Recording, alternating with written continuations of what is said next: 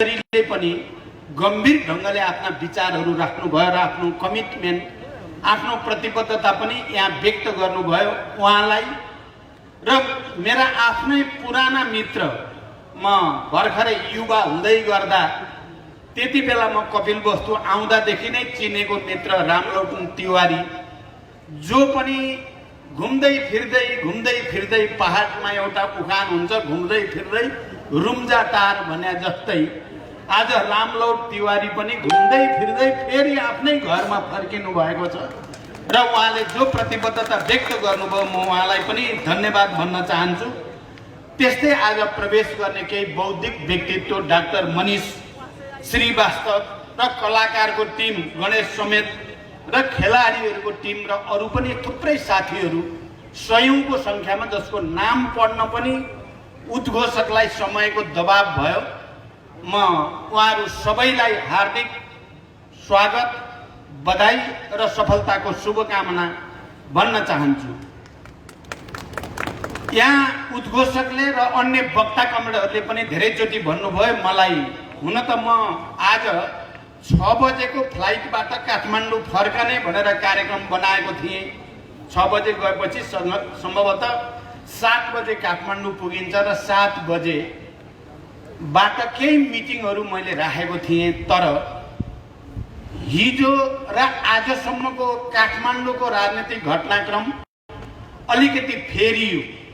खास गरी नेपाली कांग्रेसले प्रधानमन्त्री केपी ओलीको तत्काल राजीनामाको माग गरेपछि र अर्को सरकार गठनको निम्ति पहल लिने भनेर हिजो निर्णय गरेपछि देशको राजनीतिक परिस्थितिले कोल्टे फेरेको छ। र मलाई साथीहरूले आज कपिलवस्तु नजानुहोस्, अब नयाँ सरकार गठनमा तपाईले तुरुन्तै पहल लिनुपर्छ भन्नुभएको थियो।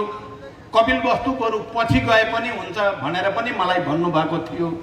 तर मैले भने म आज कपिलवस्तु जानै पर्छ, यो धेरै पहिले निर्धारित कार्यक्रम हो। बरु म त्यहाँको पार्टीको साथीहरूलाई, नेता साथीहरूलाई भनेर, त्यहाँको जनतालाई पनि भनेर म छिटै फर्किन्छु। सकेसम्म 3 बजे 3:30 बजे फर्केर 4 बजेबाट काठमाडौँमा नयाँ सरकार गठन बारेका बैठकहरू घनीभूत रूपले अगाडि बढाउने छु भनेर आएको हुनाले देशको राजनीतिले कोल्टे फेरेको छ। म तपाईहरु सबैलाई पनि बधाई भन्न चाहन्छु। सम्भवतः छिटै नयाँ सरकार बन्नेछ, नयाँ परिस्थिति बन्नेछ। त्यही कामको निम्ति मैले छिटो जानु परेको हो, यो जानकारी पनि म तपाईहरुलाई गराउन चाहन्छु।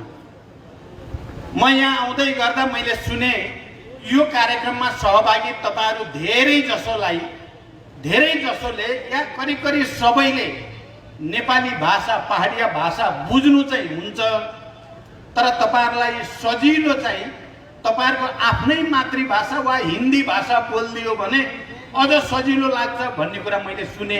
एक त दोस्रो मैले के पनि सुने भने यो कार्यक्रममा म आउने कुरा हाम्रो यहाँको नेपाली मिडियाले मात्रै होइन, इन्डियाको मिडियामा पनि काफी प्रचारमा भयो। प्रचण्ड कपिलवस्तु तौली अब आउँदैछ, उसले के भन्ने हो भन्ने कुराको चर्चाले बढी नै भयो अरे, लखनऊतिर पनि पारीतिर पनि भन्ने सुने मैले। त्यसो भएको हुनाले पनि बाँकी कुरा म हिन्दीमा नै भन्न चाहन्छु ताकि तपाईहरुलाई पनि सजिलो होस्।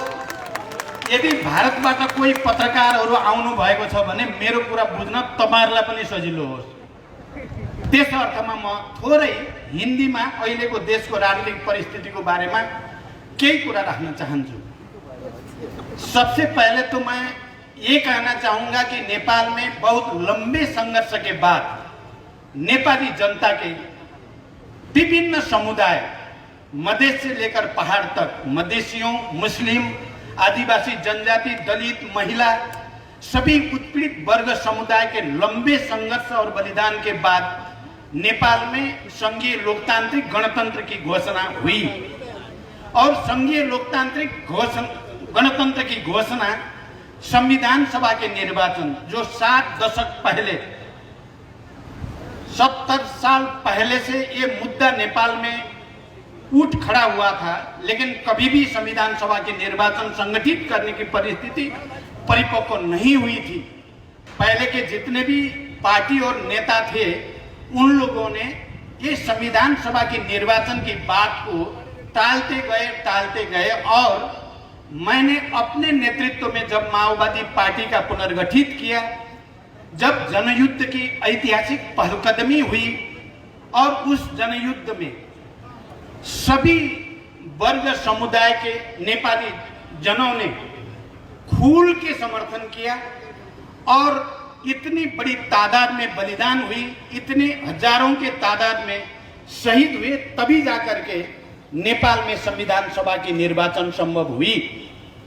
और वही संविधान सभा के निर्वाचन के पहले बैठक में ही संघीय लोकतांत्रिक गणतंत्र की घोषणा हुई। और ये संघीय लोकतांत्रिक गणतंत्र की घोषणा अपने आप में एक युगांतकारी ऐतिहासिक महत्व का और दूरगामी महत्व का राजनीतिक परिघटना है। पूरी दुनिया में नेपाल के और नेपाली जनता के इज्जत और प्रतिष्ठा, उनकी गरिमा और आत्मसम्मान को इतना बढ़ा दिया, दुनिया के सभी लोग चकित रह गए कि नेपाल में लोगों ने, यहाँ के मधेसियों ने, आदिवासी जनजातियों ने, दलितों ने, मुस्लिम ने, महिलाओं ने बहुत बड़ा और लंबा संघर्ष के बाद ऐसे एक युगांतकारी और दूरगामी परिवर्तन ला दिया, और वो भी एक माओवादी पार्टी के लीडरशिप में, और वो भी माओवादी पार्टी के प्रमुख लीडर के रूप में मैंने वो भूमिका अदा करने की मुझे अवसर प्राप्त हुआ। इस दृष्टि से मैं अपने आप को भी बहुत गौरवशाली और भाग्यशाली समझता हूँ। और उस संविधान में जो चीज है, अभी इसरारुद्दीन ने बहुत सही तरीके से कहा, वो संविधान में नेपाल के मजदूर और किसान के लिए, नेपाल के सभी उत्पीड़ित जन समुदाय के लिए मौलिक अधिकार के रूप में शिक्षा, स्वास्थ्य, रोजगारी, सभी चीज को उल्लेख किया गया है पहली बार। इससे पहले जितने भी संविधान नेपाल में बने थे, सभी संविधान राजाओं महाराजाओं के द्वारा दिया जाता था। नेपाली जनता को राजा की सार्वभौम अधिकार और राजकीय अधिकार को प्रयोग करते हुए और राजा की तरफ से दिया जाता था, और वो संविधान की मालिक नेपाली जनता कभी नहीं हुए थे, उसका मालिक होता था राजा महाराजा।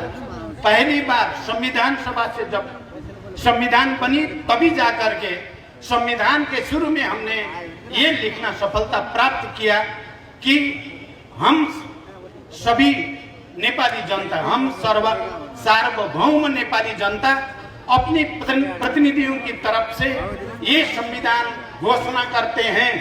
ऐसे भाषा में पहली बार जनता की संविधान की घोषणा हुई। भले हम ये मानते हैं, मैं तो ये मानता हूं, ये संविधान पूर्ण नहीं है। इसमें मधेसियों के अधिकार को जिस तरीके से उल्लेख करना चाहिए था, उतना इसमें नहीं है।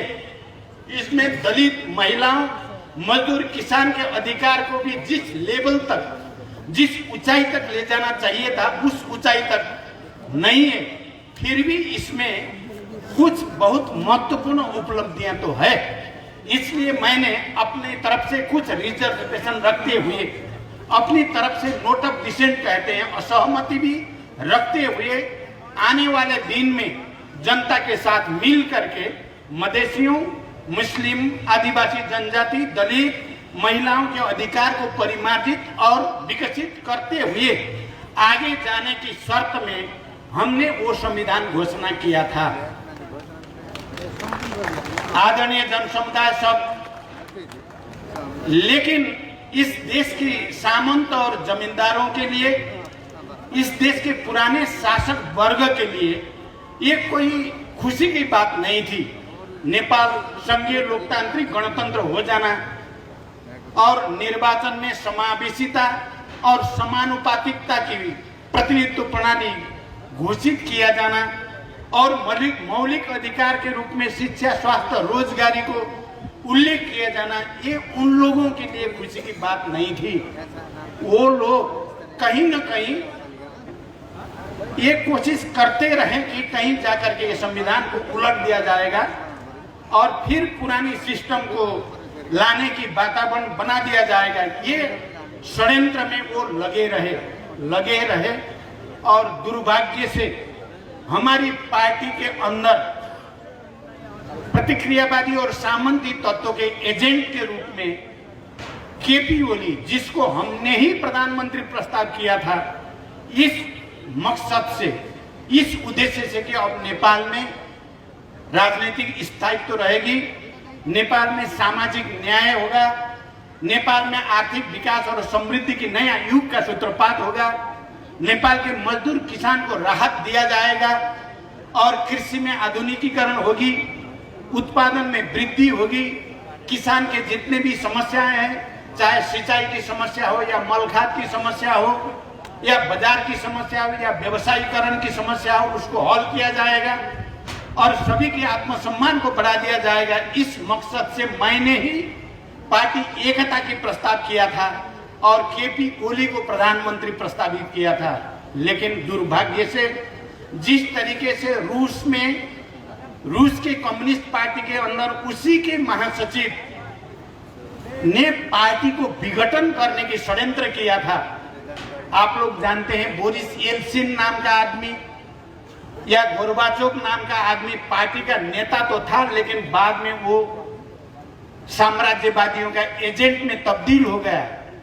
तो एजेंट के रूप में उन्हें काम किया और कम्युनिस्ट पार्टी को डिजल्व किया और जनता की आशा आकांक्षाओं को तुषारापात किया। इसी तरह से जिस तरीके से अपने आप को बहुत बड़ा राष्ट्रवादी कहने वाला हिटलर जर्मनी में एक बहुत बड़ा फासिस्ट होकर निकला था, अपने आप को समाजवादी कहता था, अपने आप को बहुत बड़ा राष्ट्रवादी कहता था, लेकिन दुनिया के 2 करोड़ से ज्यादा लोगों की कत्लेआम करने के फासिस्ट के रूप में हम सब जानते हैं हिटलर को। नेपाल में भी केपी ओली अपने आप को राष्ट्रवादी कहते हुए फांसीवाद की ओर चला गया और दुश्मन के एजेंट के रूप में राजा महाराजाओं की पद चिन्ह में चलते हुए नेपाल में ये संविधान को फिर जो उपलब्धि जनता के है उसको उलटने के लिए उनकी तरफ से षड्यंत्र हुआ।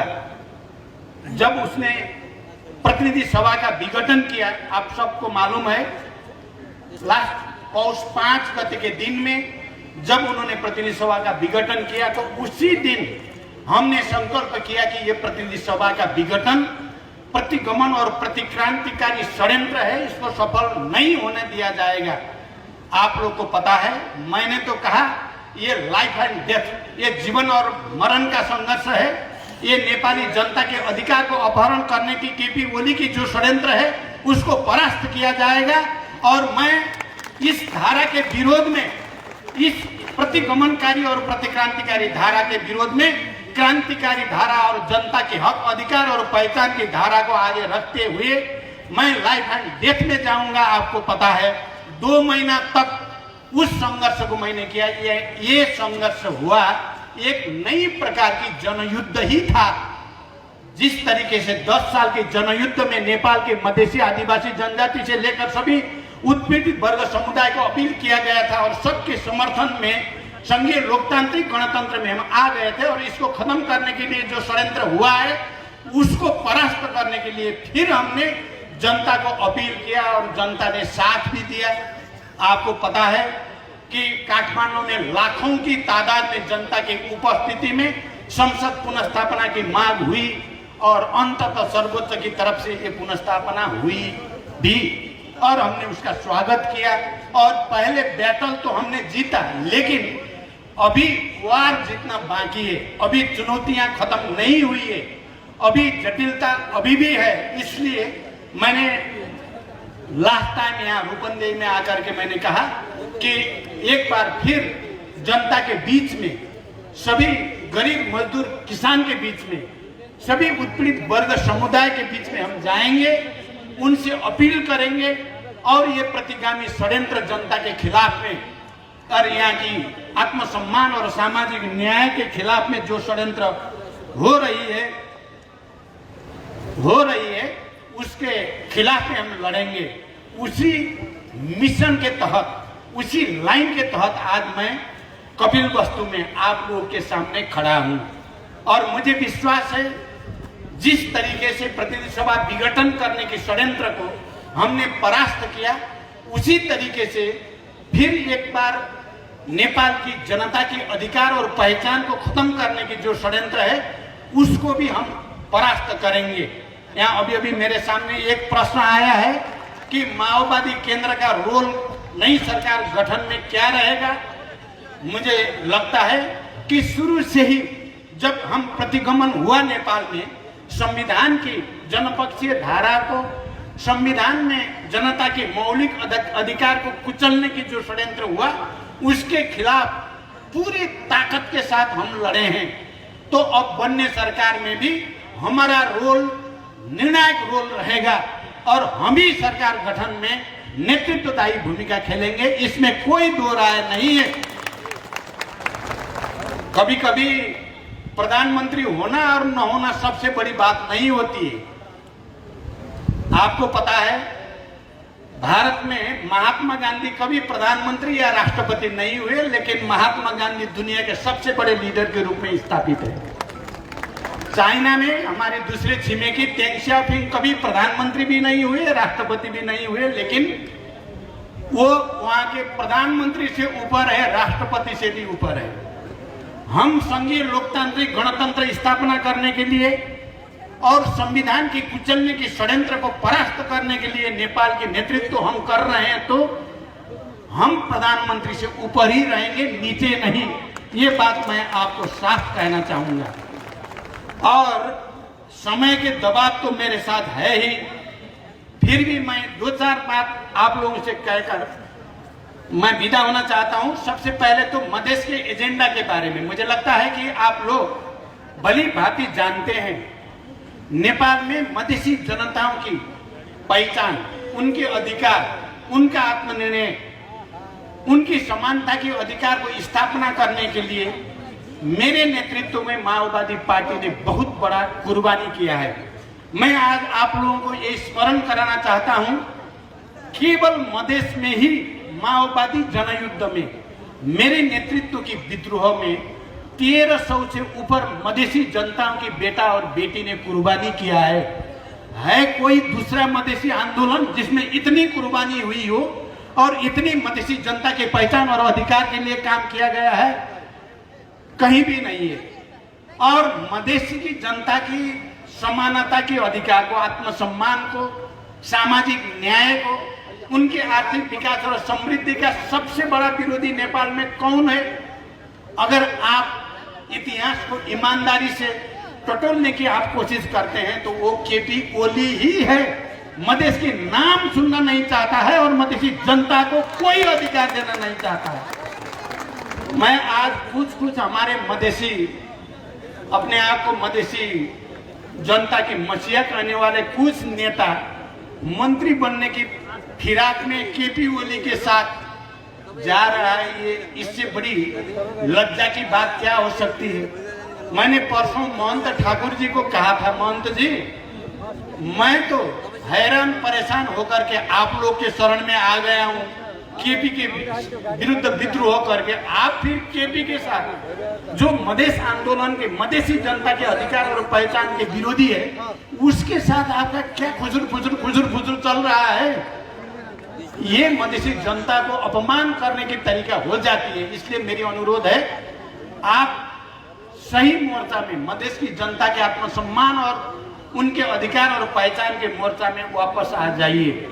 आज मैं आप लोगों को अपील करना चाहता हूं, आप लोग सही तरीके से बात को समझने की कोशिश कीजिए और मधेसी जनता के नाम पे मधेश विरोधी तत्वों को बढ़ावा देना, मधेश विरोधी तत्वों के साथ साठगांठ करने की प्रवृत्ति को आप लोग भंडाफोड़ करें, विरोध करें, आलोचना करें और उन लोगों को उस रास्ते से सही रास्ते में लाने के लिए आप लोग को कोशिश करना चाहिए। आज जिस तौलियामा में बैठ करके मैं आप लोगों से बात कर रहा हूं, यहाँ से ब्रजेश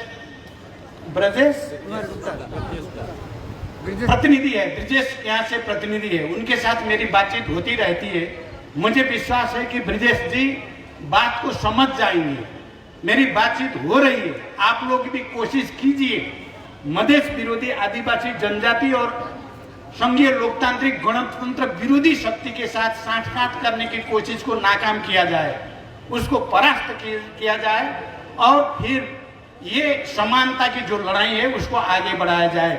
मैं ये आपसे अपील करना चाहता हूँ। दूसरी, मुझे पता है कि यहाँ पे आप लोगों को खुला बॉर्डर है, लगभग 93 किलोमीटर खुला बॉर्डर है, लेकिन अभी बॉर्डर में आप लोगों को काफी समस्याओं की सामना करना पड़ रहा है। आपकी शादी ब्याह की समस्या होती है, अपना रिलेटिव्स को मिलने की समस्या होती है और बहुत सारे व्यवहारिक समस्या है, लेकिन बॉर्डर में आप लोगों को दिक्कतों का सामना करना पड़ रहा है, ये मुझे पता है। मैं आप लोगों को विश्वास दिलाना चाहता हूं कि मैं सहजीकरण करने की कोशिश करूंगा और बॉर्डर की समस्या समाधान करने में आपकी मदद करूंगा, ये विश्वास मैं आपको दिलाना चाहता हूं। और ये कोविड-19 की सतर्कता अपनाते हुए, कोविड ज्यादा फैलना न पाए इसमें सतर्कता करते हुए, लेते हुए बॉर्डर की समस्या जनता के लिए सहज कर देना चाहिए, इसमें मेरी मदद रहेगी। जमीन की चकलाबंदी की समस्या हो, खाद लगायत मल खाद लगायत किसानों की समस्या हो और आप लोगों की सिंचाई की समस्या हो, मुझे पता है यहाँ महिला हिंसा ज्यादा होती है, रोग व्याधि भी ज्यादा होती है। रोग व्याधि की समस्या भी यहाँ, अभी मैं यहाँ के हॉस्पिटल में जाकर के डॉक्टर के साथ थोड़ा बातचीत भी हुई, यहाँ की प्रमुख जिला अधिकारी और सुरक्षा प्रमुख के साथ भी मेरी थोड़ी बातचीत हुई। यहाँ की जनता की रोग की समस्या, महिलाओं के ऊपर हुआ हिंसा की समस्या, बॉर्डर की समस्या मुझे ज्ञात हुआ है। जाते जाते मैं आप लोगों से ये कमिटमेंट, प्रतिबद्धता करते हुए जाता हूँ कि आप लोगों की इस समस्या को नई सरकार बनने के साथ साथ और बनने से पहले भी मेरी तरफ से आपको सहयोग रहेगी। मैं इसमें आपको विश्वास दिलाना चाहता हूं। मुस्लिम अधिकार के लिए आप लोग अच्छी तरह से समझते हैं कि मुस्लिम को समान अधिकार होना चाहिए। इसमें सबसे ज्यादा तो माओवादी आंदोलन और मेरी तरफ से ही संविधान में भी और मुस्लिम पहचान और अधिकार के लिए लड़ाई हुआ है। और ये बकरी ईद लगायत की मुस्लिम के बड़े त्योहार में विदा होना चाहिए, ये मेरी तरफ से हुआ था, बाद में खोसा गया है, फिर इसको स्थापित किया जाएगा। यही बात करते हुए मैं आप लोगों से विदा होता हूँ। धन्यवाद। लाल सलाम।